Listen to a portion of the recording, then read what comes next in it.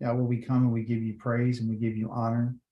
We ask that you would spend this time with us and open up our understanding to see and to hear the wonderful things that are found in your Torah, and that we can hear in the writings of the prophets. Hallelujah. Yahweh, we come and we give you praise and we give you honor. Hallelujah. All right. So let's go there right quick. I want to show you something. 2 Kings. All right.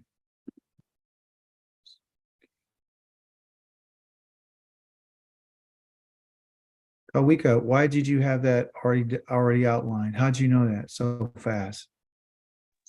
It's highlighted in verses, and I always said kind of what you mentioned before starting, that our eyes are seeing the real, our eyes aren't completely open. Yeah, they're not completely open. Yes. All right, so here, I know you guys can see my screen. And so so here's verse 15. It says, the servant of the men of Elohim got up early in the morning, and going outside, he saw an army with horses and chariots surrounding the city. His servant said to him, "Oh, my master, this is terrible. What are we going to do?" And he answered, "Don't be afraid. Don't be afraid. Those who are with us outnumber those who are with them." So Elisha, not Elijah, Elisha prayed, "Yahweh, I ask you to open his eyes so that he can see." Okay. Then Yahweh opened the young man's eyes, and he saw there before him, all around Elisha, the army was covered with horses and fiery chariots. Okay. And so what can we understand from this? We can understand that Elisha was able to see. Listen to this. He was able to see these horses and these chariots. If the chariots are fiery, then what are the horses? They're fiery too. They're fiery too. Okay. So Yah is fire. And that's what we're going to learn in our Torah portion. Yah is fire, everyone. His kingdom that's in the heavens is consistent with fire. The chariots are fiery. The horses are fiery. The malakim, the seraphim, are fiery ones. That's what a seraphim means. The ones that we read earlier in Isaiah that says, Kadosh, Kadosh, Kadosh. They're fiery. They're fiery. The Most High is fiery. So let's get into our Torah portion so we can get a little bit more of a better understanding. Yah is planning to open our eyes. Our eyes have never been opened. Our ears have never been opened. We are blind. We are blind. Listen to me carefully. Let me show it to you. All right. So our people, a hard time understanding that the Most High has not given us eyes to see and ears to hear. Okay. The Most High has been instrumental in our blindness. Okay. Listen to this.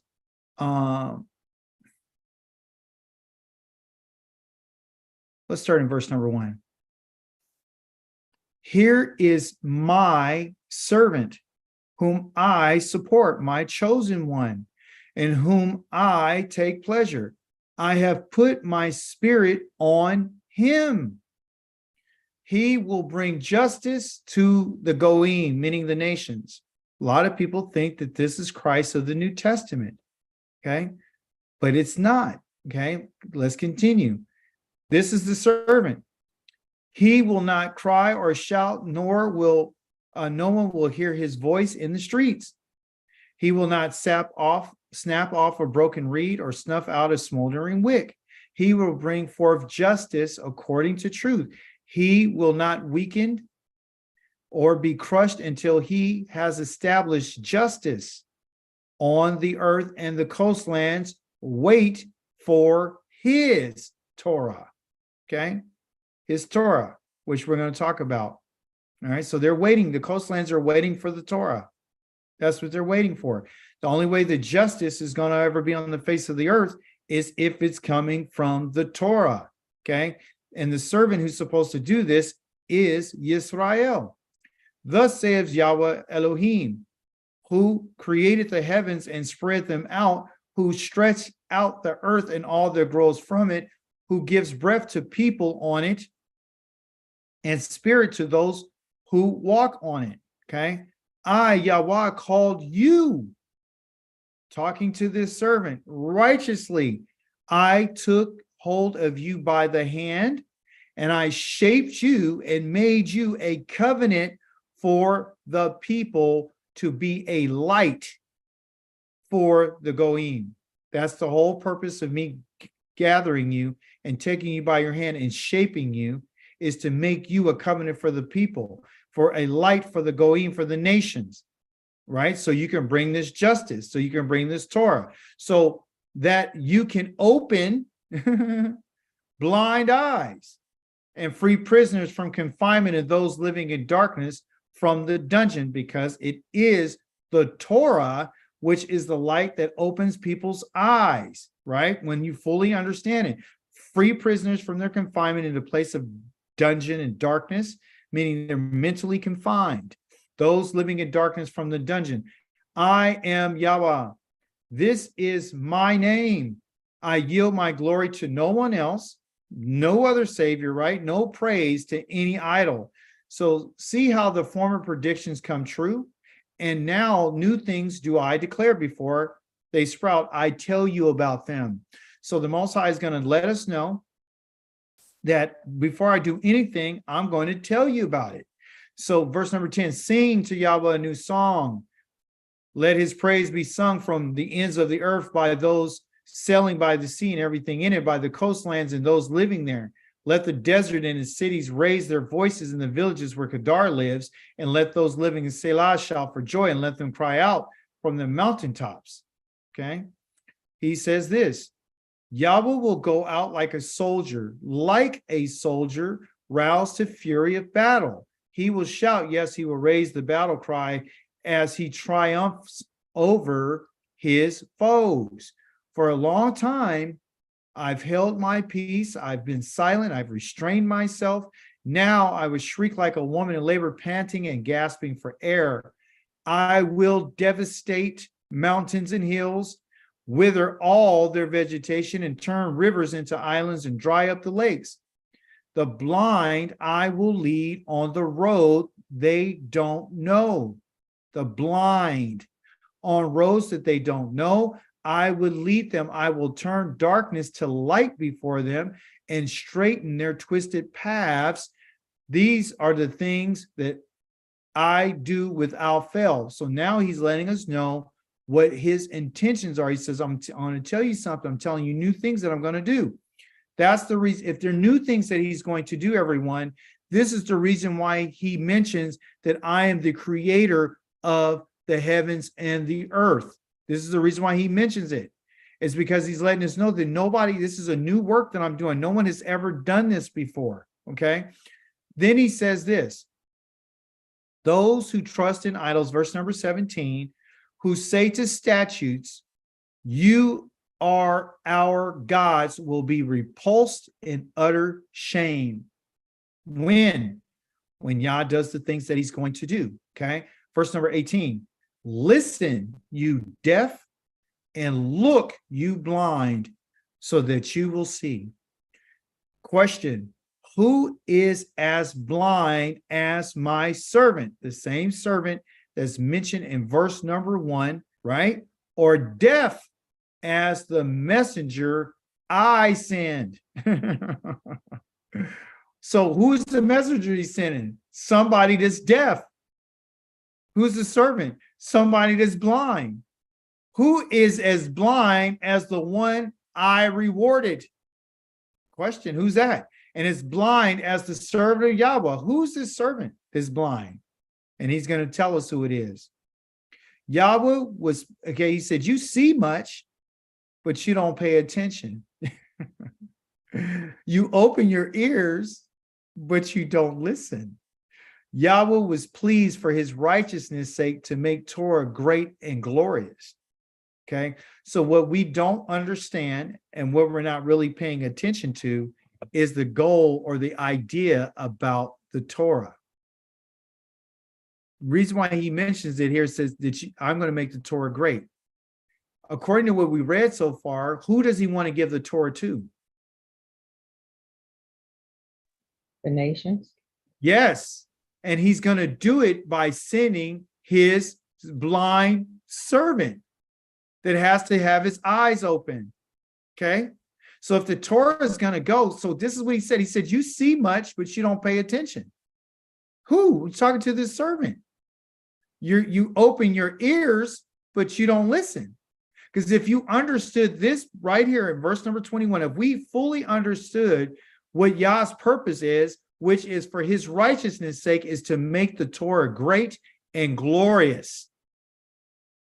Okay, but it has to be sent by somebody.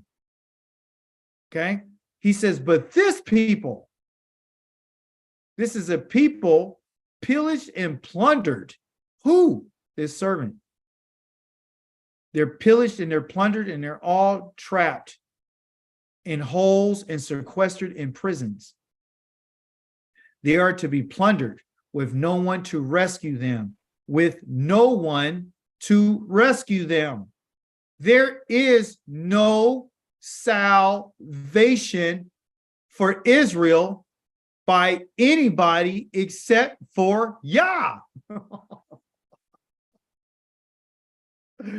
In the book of Deuteronomy, he says, when you're in your exile, there will be no one to save you. There is no one to rescue these people. Okay? He says, listen, no one to rescue them. They're to be pillaged, and no one says, return them.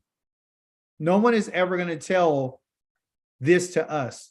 So if you're waiting for the United States of America or the United Nations or any of these other countries to say this, it's never going to happen. It's never going to happen because Yah has said no one will rescue you, because Yahweh has a rescue plan for us that doesn't include anybody but him. He is the one who's going to save us. He's the one who's going to open our eyes, because his goal has been and always will be is to make the Torah great and glorious. That's the reason why the Most High has given the Torah to Israel. But he asked a question, which I'm going to ask. Which of you will listen to this? Which one are you going to listen to this?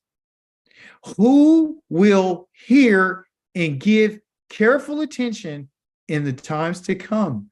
Because he just tell us that he said, I'm going to do something new, and hey, you've never heard about what I'm going to do. Okay, listen to this. 24 says he gave Yaakov to be pillaged.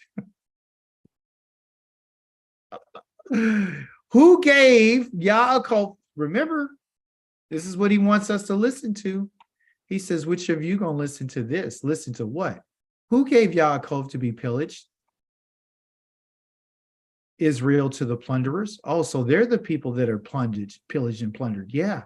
He says, didn't Yahweh, against whom we have sinned, in whose ways they refused to walk, and whose Torah they did not obey? You see? Remember, the Most High tells us the end from the beginning. Meaning, when we go into our Torah portion, he's going to tell us what the Torah is. And he's going to tell us what's included in it. And he's going to say to us, I'm telling you this right now because you're in exile, but I need to have a conversation with you so you'll know who it is who did this to you. If you don't understand that I'm the one who pillaged you and had you plundered, then you would never know the reason why you were sent into exile.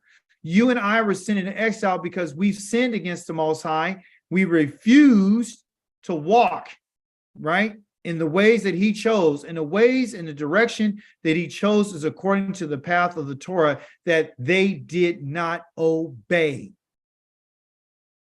They did not obey what the Most High said. Okay? That's the reason why he says that you're blind. And I want to open your eyes. Going to our Torah portion this week, the word for our Torah portion this week is called Wa'et Kanan, okay? Wa'et Kanan. And that means I pleaded. That's what you see right here. I pleaded, okay? This is something that he did himself. It's a hithpael. That means it's a reflexive action, meaning like you dress oneself or you feed yourself. You're doing something to yourself. You're performing the action to be upon yourself. So what he's saying right here is that I pleaded with the Most High, okay, with Yahweh at the time of that by saying he's continuing the conversation he's been having with Israel after criticizing them and letting them know all the actions that they've taken up to this point and how the Most High has been leading them the whole time. So now he's interjecting what happened to him. So he says, I pleaded. We first need to understand that this word pleaded has several different meanings, okay? But one of the meanings that I want to bring to our attention is something that's from an agricultural standpoint. And we can find this in its word, its actual root of the word called kanan, okay? Kanan. And kanan has with this, what I would say, this abstract term called to show favor or to be gracious, okay? So let's look at it right here. I want to show you in our little tool that we have is 2603. Go to the tool that I showed you earlier that you should have bookmarked, and we'll put in here for 2603, and we're going to get an understanding about what this Torah portion is all about. What's in this Torah portion, beginning with this first word about Wa'et Kanan, has a root in Kanan, okay? And this is how you pronounce it. Now, when you get here, you push on this little button here, it'll tell you how to say Hanan, okay? So Hanan means to be gracious, to show favor and to pity. And those are all abstract terms. It's not really connected to nothing, right? So then we go down, and here it shows you all the different places that it's mentioned and how many times, okay? So in our book, it's mentioned 3 times. So let's click on it right quick just to see where the 3 are. The 3 is the first word that we find in our Torah portion in chapter number 3, verse 23. He says, and I besought. So that's another meaning, right? So I pleaded, I besought Yahweh at that time. The next time you're going to see it is in your Torah portion, Deuteronomy chapter number 7, that he's saying again is being used now, not as besought, but is being used for mercy. And in chapter number 28, it says favor. So those 3 in particular times that this word is being used. I would recommend, if you want to go a little bit deeper and see other places where it was mentioned, you can go to Genesis and Exodus and Numbers, and you will find how they were used in those texts and then find some common ground. Now, where does this word come from? Well, the Hebraic understanding, as you know, comes from the letters of what they call a ket and a nun, which you have the pictographs that are right here. And so the first one is the ket. The next one is the nun, okay? So those are the parents of this in particular word. That's the root, okay? So when we look at the root of this word, it has an action, it has a concrete meaning, and it has an abstract term, okay? Abstract means something that's in your thought, how it can be thought of at that time. So one of the great things I like about this tool is it expresses to us what that in particular picture looks like, or what does it mean. It says it's a picture of a wall. And so the next picture is a picture of a seed, which is, you know, it looks like a sail or a sprout. It means to seed, and it means to continue. So when you combine those, it means the wall continues, right? So when you put both those letters together, it means the wall continues. And so In connection, nomads, their camp consists of many family tents, which make up the clan camp, right? And the camp can also have as many as 50 tents or more in it. So the families were huge. Everyone puts up their tent, they're side by side. And it says these tents are placed in a circular configuration and they're forming one continuous wall surrounding the camp, right? So the question would be, if that is the agricultural, nomadic meaning of this in particular word, how does that relate to what Moshe was really saying when he said, was he asking that he asked Yah if he can camp or what? What is he saying? From what you've read so far or what you understand. Think about camping to set up, beauty, all those different things. Think about all of us who are online right now coming together and say, hey, we want to go camping. And so what's the first thing, if we were all going to go camping, what's the first thing that we would all try to figure out? Location. Absolutely. I want a location. Great job. So location will be one of the things. What's the next thing that you would want to ask?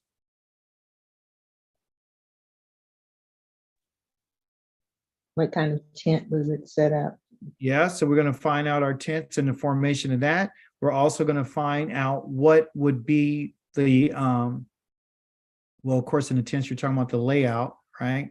How we lay our tents out, but also too, on what grade, like, when you were establishing the tent, we make sure they were on a very level ground and we would make sure they were not on a slope, and we would find out, how we would set up, what would be, our location for the tent, right? So destination, where are we going? Second, when we get there, where we're going to put our tents, are we in a level area? What's the grade on it?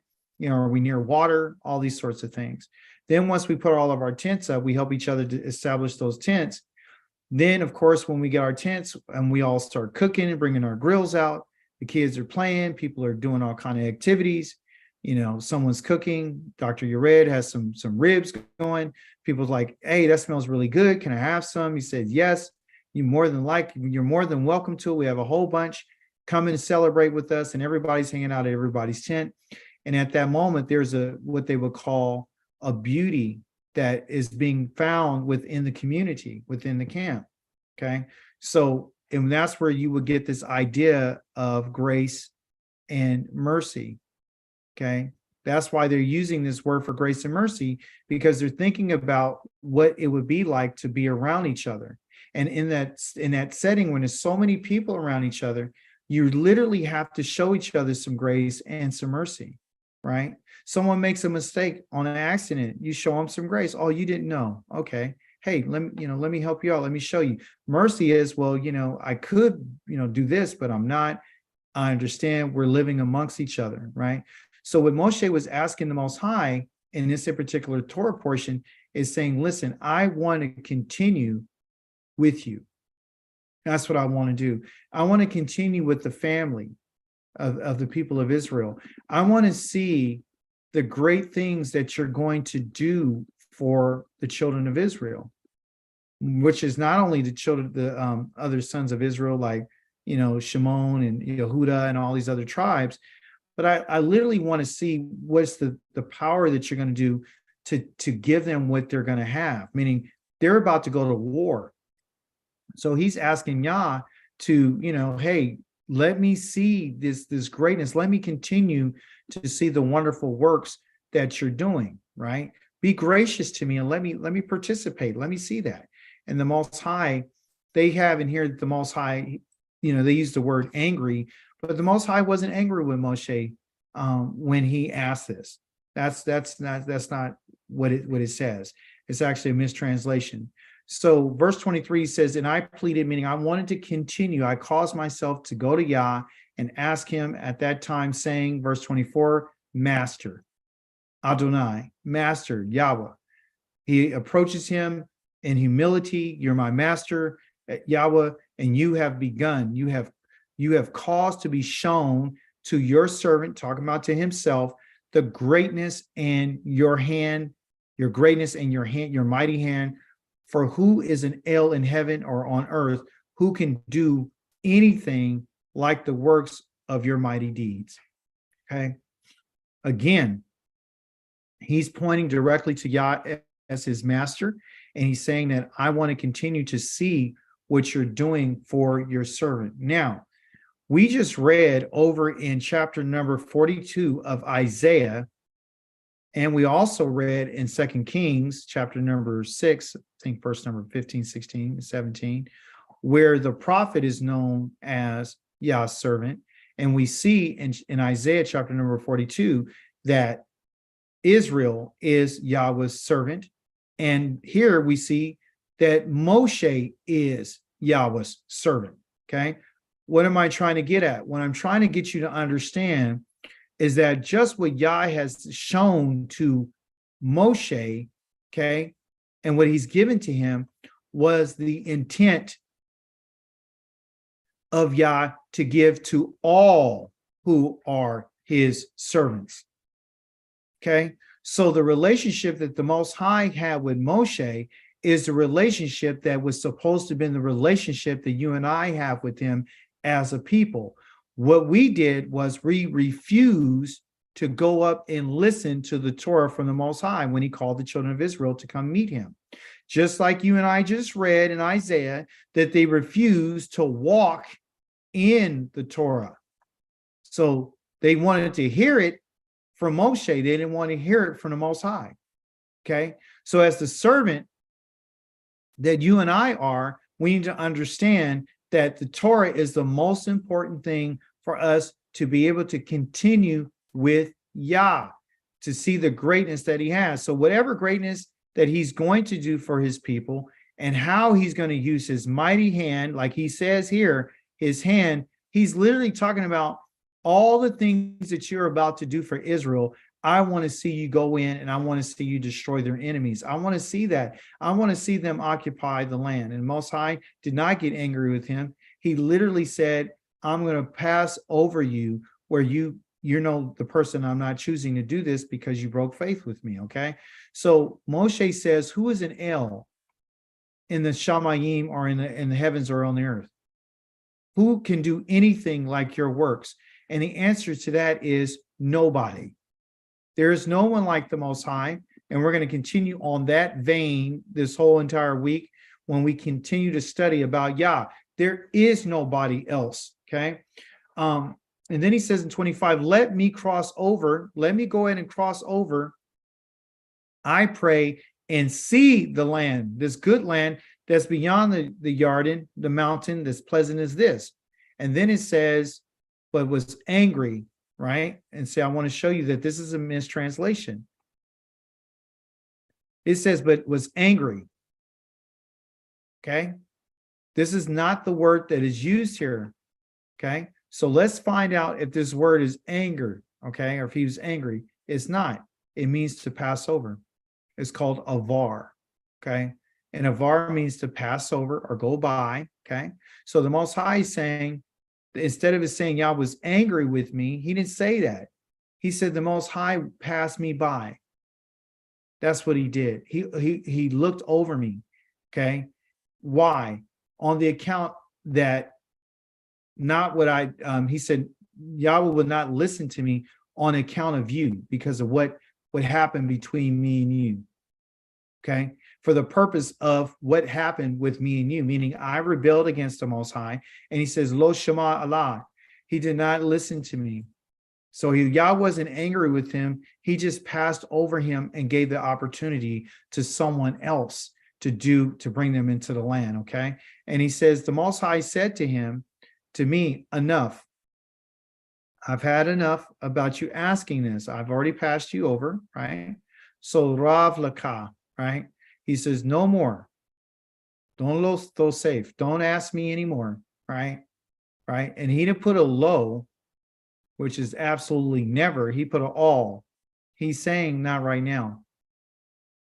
Don't right now. Don't add anything. Don't feel safe. Don't add anything anymore to the words that I've already said. And we'll find this in chapter number 4 when he's using the same word that he says here. Like, don't add to what I'm saying. He's telling Moshe right now, don't keep adding more to this conversation. He says, don't speak to me anymore about this. Don't let it continue. All right. So he wasn't angry with him.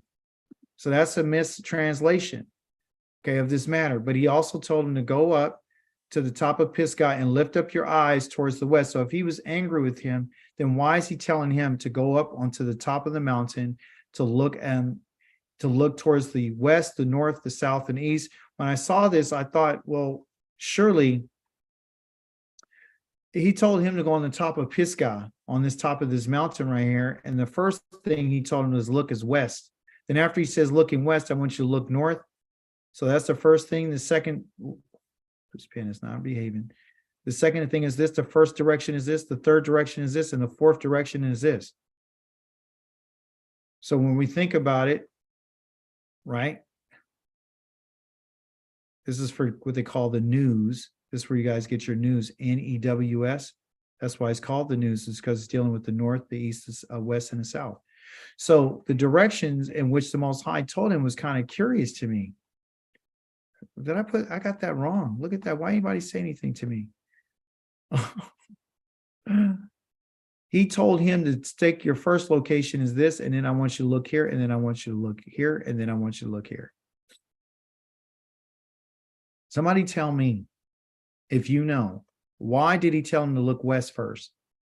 And then after that, then he tells him to look north. And instead of going in a circle, going like this, you know, he didn't tell him to do that. He said, look here first, then go here, then go here, and then go here.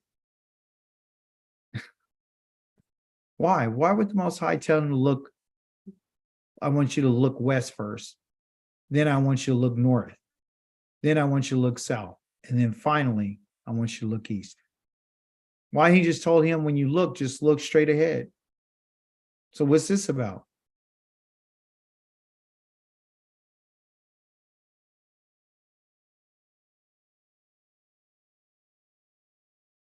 Anybody have any suggestions or any recommendations or anything you can see or understand? I know you probably didn't ponder that, but it's something that you should think about, because everything that's written in the Torah is for our learning and our understanding. Okay, I'll tell you what I see. What I see is this. The first thing I understand is that the completion of his looking was in the east, and that's where the sun rises.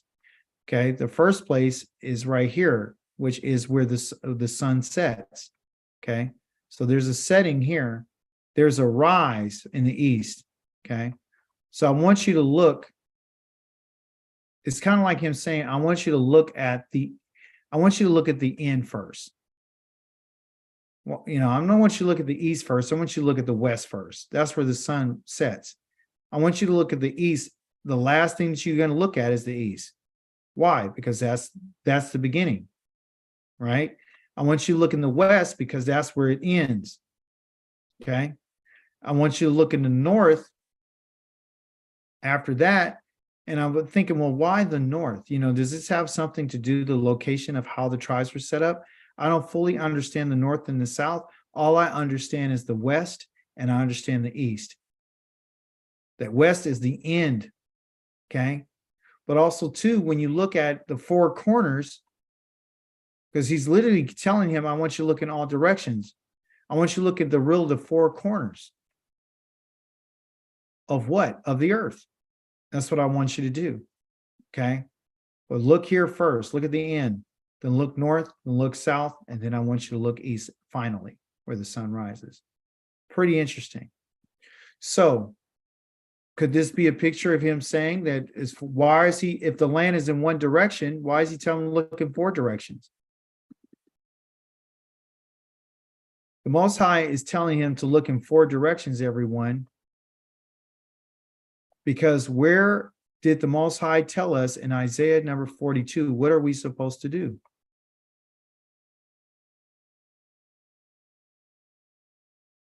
What's supposed to go in the north, the east, and the south?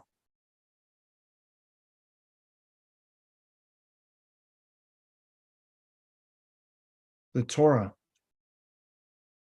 The Torah is supposed to go to all four corners of the earth. You understand? This is the goal. The Most High wants the Torah in all the world. Okay. So when you think about when Moshe, because he's a servant of Yah, right? So we saw in Isaiah, he says, the servant, you're supposed to be the light and bring the Torah, because remember, Yah's desire is to bring or to make the Torah, going back to it, what does he say? It says here, he will not weaken or be crushed until he's established justice on the earth. In the coastlands, wait for his Torah. That's what they're going to be waiting for, right? And he says that, right? He's going to establish it on the earth in all four directions. Why? Because the Most High's desire is to do what?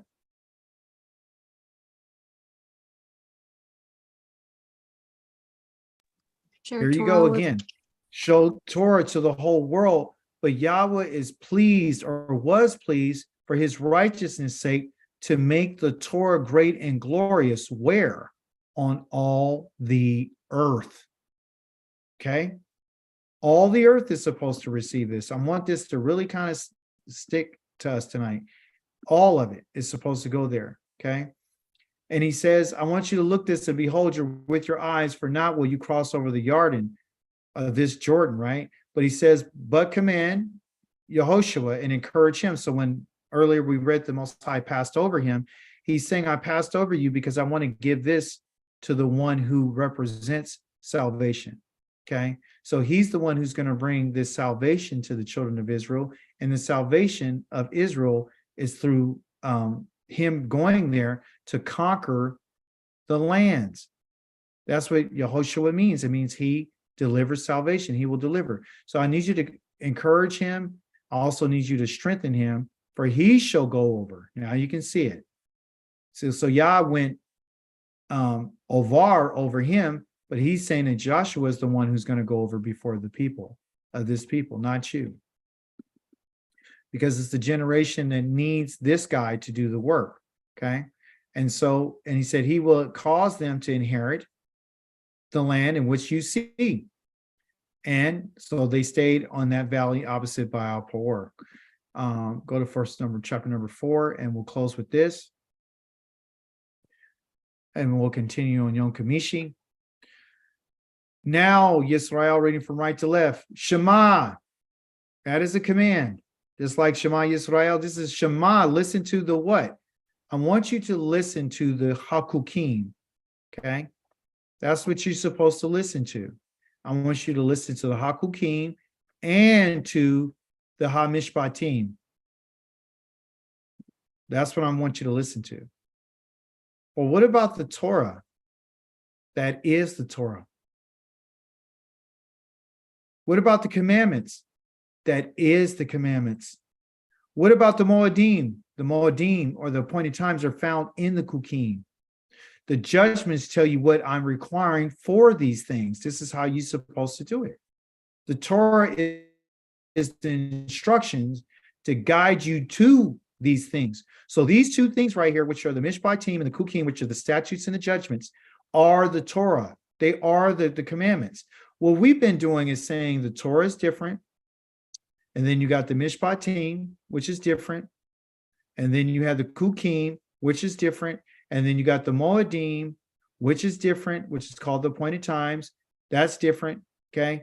Then you got the laws that the English people told you that's different. No, they're not. Okay. How about the testimonies? We say that's the Aduth. So that has to be different. No, that's not any different. All of that is in the Torah. The Mishpatim is in the Torah. The appointed times are in the Torah. The Kukim are in the Torah. They're all in the Torah. See? So we don't supposed to compartmentalize in a sense of saying that one is separate without the other. They all work together to make up the Torah. Because what the Most High wants to give to the world, everyone, through us, hear me and hear me well tonight, is he wants them to get the statutes and the judgments. Okay? So we're thinking the Torah is just, hey, the laws and the commandments, the Shabbat and this and this and that. No, it's everything that Yah has said that he wants to give to the world. including the appointed times. So we've been misguided, we've been misdirected. Okay, no one has taught us anything properly. And this is what happens when you're religious. You miss out what the Most High said. He said, which I, Anoki, that's how you say I in a pronoun, right? That's one of the pronouns for a first person common. Anoki, anybody can say it. A woman can say this, a male can say it. Anoki, because it's a first person common singular. Anoki, okay? You can say Anoki if you're a male or a female. He says, which I am, look, not teach like past tense, participling. I am teaching in a PL in a very forceful way. I am teaching you. So if he's teaching in a PL form and he's teaching it, he just ain't just taught, he's teaching it. Yah is letting you and I know if Moshe is my servant, and then I turn around and call Yisrael my servant, you as my servant is supposed to be teaching. You will be teaching what? The Torah, which is the statutes and the judgments and everything else that the Most High said. Yes, Yah's house will be the house of prayer for all peoples. Praise be to the mighty Yah. But the ones who will be giving out the teaching are the children of Israel. That's why he calls you a kingdom of priests, okay? A kingdom of Kohanim for me. He says this, so that you're going to be teaching, I'm told to teach you, right? To Ethkem, to you, second person, masculine, plural. So you can do, not just observe, but always do. That's infinitive, meaning always do for the purpose, not just that. That means purpose or intent. There's a purpose behind everything so that you might live. And go in and possess the land which Yahweh Elohim has promised unto your fathers. Okay?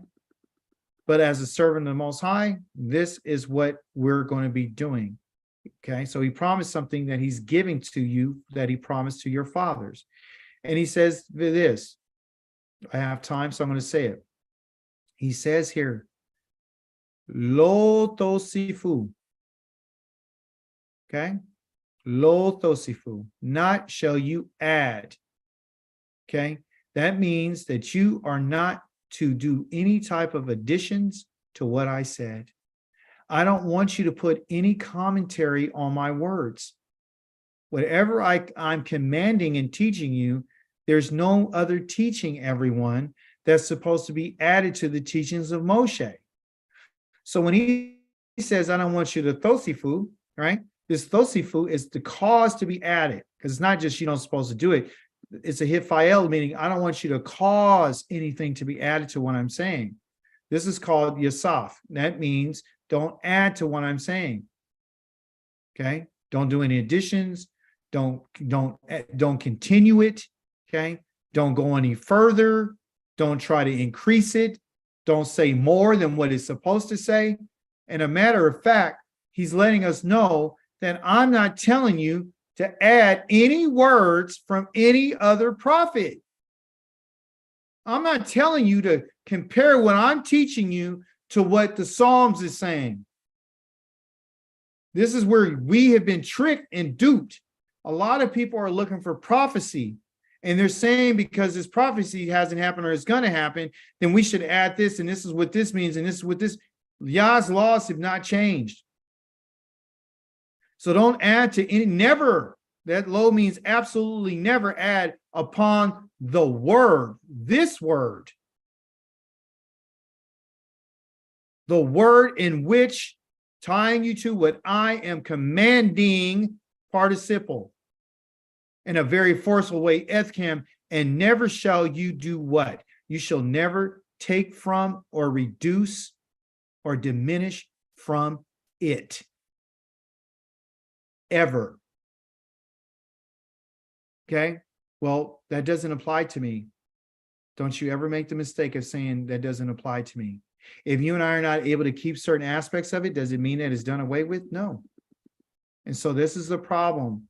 that people are having because they don't understand that the Most High's desire and goal is to make the Torah great and glorious. Okay? That's what the goal of the Torah is, to make it great and glorious. Now, you and I, of course, we're reading it. That's what we're doing. We're understanding it. We're learning the language. We're learning the agriculture that goes along with the language. We're learning what the Most High is saying. And our lives are getting better by it.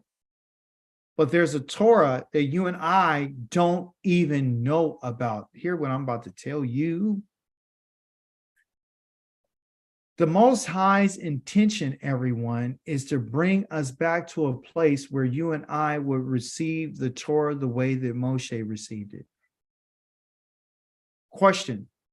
After Moshe received the Torah on the mountain and he came down the second time, what did he look like? His face was aglow. He was glowing.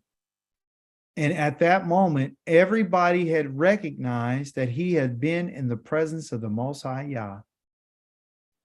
When the Most High tells us in the book of Isaiah that when people see you, they're going to recognize you and say, these are the people that the Most High has blessed. When they see you, they're going to recognize that you're different. I'm not trying to sell you on an outer space, mystical, imaginary idea. I'm telling you that when the Most High called us as a very special people, it goes along with the glory that goes along with the Torah. So what we're doing right now is we're going through what they call a process of preparation to find out if you and I want to do what the Most High says, if you and I would show some respect for the words of the Most High. Once we go through this process and the Most High tells us that it's time to go back to our home and be restored to our fortunes and our land, you and I are going to be different from every other person on the face of this earth. When you and I call to Yah, like we learned earlier, last week, it says, when you and I call to the Most High, he will answer us. That's what he said. Later on this week, I'm going to show you what the nations are going to say about you and I. We read it wrong. We thought Moshe was talking to the people that are just standing there. He wasn't. He was talking directly to the people that are online tonight who are following the Most High. There has to be something that's different about us than anybody else on the face of this earth. Otherwise, you won't be able to recognize. It's not just the destination of going back to the land that the Most High wants to give to us. The Most High is going to restore our language back to us. You and I are going to get a pure tongue. The majesty of Yah is going to be poured upon you and I. We're not going to be common. If you and I are going to be Yah's people and we're going to be separate, do you know that we're going to be living lives like the priests were living? Meaning like certain things, we can't even be around certain people. That's what it's going to be. Remember, Balaam said, when I see them, they're not among other people. They live and dwell by themselves. That's what he saw for our future. So that didn't happen when they were living among the Canaanites, that they never fully got rid out of the land. There's not been a time where Israel has been separated from all other peoples. Do you understand? We have never been separated from all of everyone else because we failed to do what Yahweh says, and the people we were living among, they infiltrated us and became thorns in our sides and pricks in our eyes. And as a result of us not getting rid of them, yes, he will answer. Yah is going to answer us. And guess what? You and I are going to hear him.